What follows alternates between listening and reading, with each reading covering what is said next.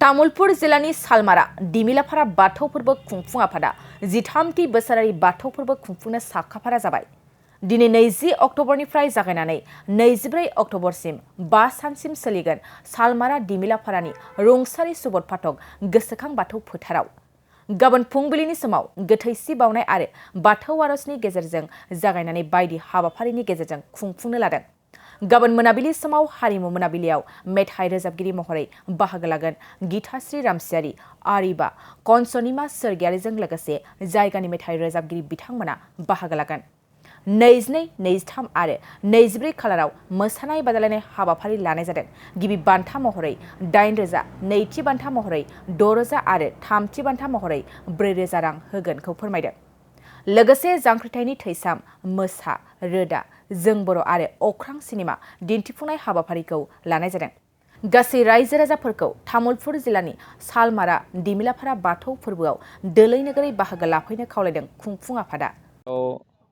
जोंनि बे सालमारा दिमिलाफार बे बाथौ फुजाखौ जोङो थांनाय 2011 मायथाइयाव जोङो बेयाव गायसननाय जादों।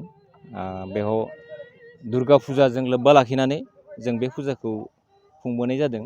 दा बेयाव जिहेतु जोंनि बर' मानसिफ्राबो बेयाव नांफानानै दंमोन। बा हिसाबै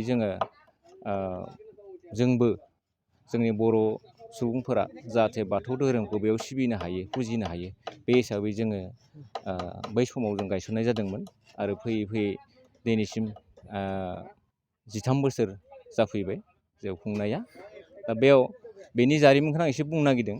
दा बेयाव जोंनिनो बेयाव बोरै जाखो फुजाया, बेनि सोमोन्दै आं एसे बुंनो नागिरदों। बेखौ बुंनो थांनायाव गिबियावनो आं जोंनिनो बे भागिनसो बि आर'नाइ अन्जन बर' बेखौ आं मख'नांगोन। मानो होनना बुङोबा बिथांजों लोगोसे जोंनिया पद्मानन्द प्राइमारि कमिटि आबसु, बे बिथांमोननि दैदेननायाव, बिथांमोननि हांख्रायनायावनो बेखौ जों गासैखौबो जमा खालामनानै जोंखौ ज' खालामनानै गिबियावनो आंखौ आफादगिरि हिसाबै दाजेननाय जादों। आरो बेनि उनाव नेहाथारिया जोंहा कबिराम बर'मोन। दा बिदिनो 3 बोसोरनि उनाव जोंनि कमिटिखौ दाफामनानै बेनिफ्राय बै नेहाथारिखौ शरद बर' बिथांखौ होबाय। बिनि उनाव आं दिनैसिमबो दङ माने नै देग्लाय जोङो गोदान होबाय आरो गोदान दाबाय। दा बेयाव जोंहा आफादगिरि हिसाबै माने जोंहा रबिराम बर' आदा दङ, आरो नेहाथारि हिसाबै मनसा खालारि, आरो आखान्थि हिसाबै अजय बर', आरो लोगोसे जोंहा बि आर'नाइ भागिनसे बिथाङा माने वार्किंआव दङ, आरो सन्जिब बर' बिथांमोना दङ। दा हिसाबै जोङो बे बोसोराव जोङो आगोलनि बोसोरनिख्रुइ एसे गाजा गोमजायै खुंनायनि लाहार फाहार खालामदों। जोंनि हाबाफारि हिसाबै दङ जोंहा माने दिनै दा मोनाबिलियाव जोङो बाथौखौ दरखं बेखेवगोन, आरो लोगोसे बेनि उनाव गाबोननि हाबाफारि दं। गाबोननि हाबाफारियाव जोंहा दंफां गायनाय दं, आरो लोगोसे गोथैसि बावनाय दं। बिनि अखानायै मोनाबिलियाव जोंहा 21 अक्ट'बराव माबा दं, बै हारिमु मोनाबिलि दं। बेनिफ्राय 22, 23 जोंहा केसेटजों मोसानाय बादायलायनाय बे दं। बिनि उनाव जोबथानायाव जोंहा 24 अक्ट'बराव सना माइनाव नायजाब आफाद दं। आरो लोगोसे जोंहा बिदिनो बायदि बायदि माने हाबाफारि दं। बेजों जों बेखौ लाफादों। आरो लोगोसे जोंनि गेदेमा आलासिफोरखौ जों हांख्रायनानै लाबोदों। बोसोरै जों बे हाबाफारिखौ मावनाय जायो। बिथांमोनखौ जों मान बावगोन आरोखि। हाबाफारिया बेखिनियावनो नोंथांमोना बाथौ धोरोमनि नेमखान्थिजोंनो कमप्लिट जों बे माने फुजाखौ होनाय जायो आरो बावनाय जायो। थारैनो रायजोखौ नैबे फुजानि गेजेरजों माने जों बेखौनो माने खावलायनो नागिरदों, जाहाथे जोंनि असे धोरोमानो जाहैबाय बाथौ धोरोम, गुदि धोरोम बाथौ धोरोम। बे बाथौ धोरोमखौ जों बयबो माने फुजिनानै फेहेरनांगौ, बुहुमनि बिखायाव जों फोसावनांगौ, बेनो आरो।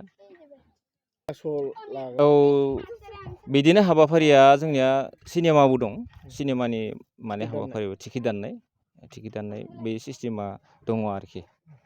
गोदो लाबोबाय थादों, आरो बे थाबावगोन। मा फिल्म लाबोगोन बुंनो हागोन नामा? थ' फिल्मा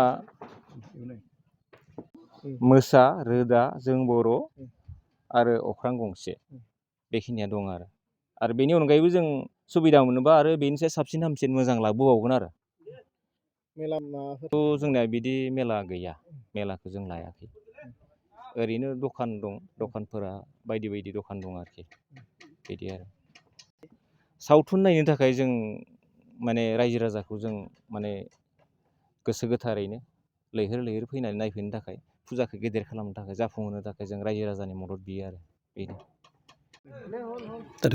खुलुमबाय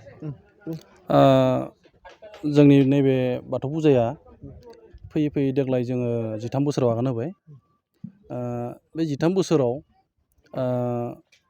जोङो आगोल जाबायदि खुंदोंमोन देग्लाय एसे माने मोजांसिन डेक'रेसनानो जा बा प्रग्रामफोरानो जा कालचार प्रग्रामानो जा आरो बायदिसिना दखान आरो बिदिनो मेला फैदोंमोन मिना बाजार फैदोंमोन जों जागा होनो हायिनि थाखाय माने हगारहरफिननो गोनां जादों जों मोजाङै खुंनो नाजागासिनो डेक'रेसनफोरखौ मोजां खालामदों आरो जोङो मोजां मोजां आलासिफोरखौ इनभाइट खालामदों जोंनि मानाव गेदेर जोंनि चिफखौबो जोङो हांख्रायदोंमोन आरो बायदिसिना जोंनि लकेलनि जोंहा MLA दङ MCLA दङ बिथांमोनखौबो जोङो गासैखौबो हांख्रायजोबदों आरो हाबाफारियाव लाखिजोबदों दा जोङो दिनै गिबि सान हिसाबै दिनै जोंहा बाथौ बरायनाय हाबाफारि थागोन मोनाबिलियाव आरो माइनाव बरायनाय गाबोन आरो जोङो कालचार प्रग्राम दङ हारिमु मोनाबिलि बेयाव जोङो सिंगार हिसाबै जोङो गिताश्री रामसियारि बिथांखौ मोननाय जादों आरो लकेल जोंहा कनसनिमा स्वर्गियारि आरो जोंनि तामुलपुरनिनो आरिफा बेगम आरो बिदिनो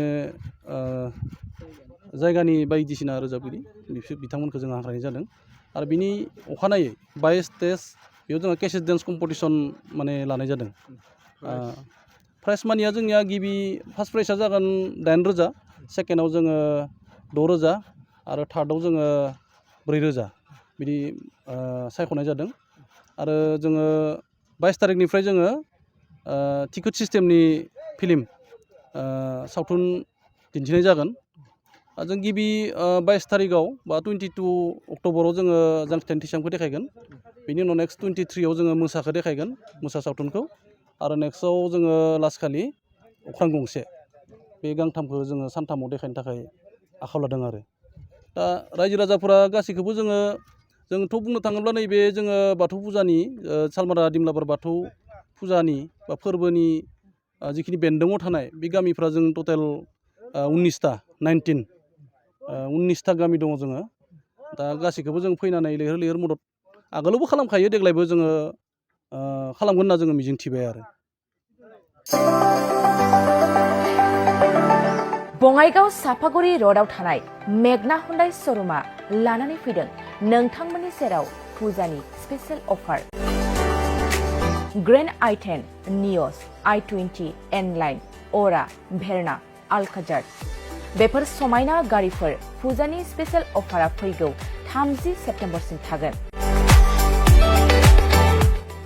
50,000सिम गारि लानानै गारि अफार नोंथाङा मोनफुंनो हागोन अब्ला मानोथो गोबाव खालामनो थाबैनो नोंथाङा बङाइगाव सापागुरि र'ड एबा लामा सेराव थानाय मेगना हुन्डाइ श'रुमाव नोंथांनि फसायनाय गारिखौ लाहैदो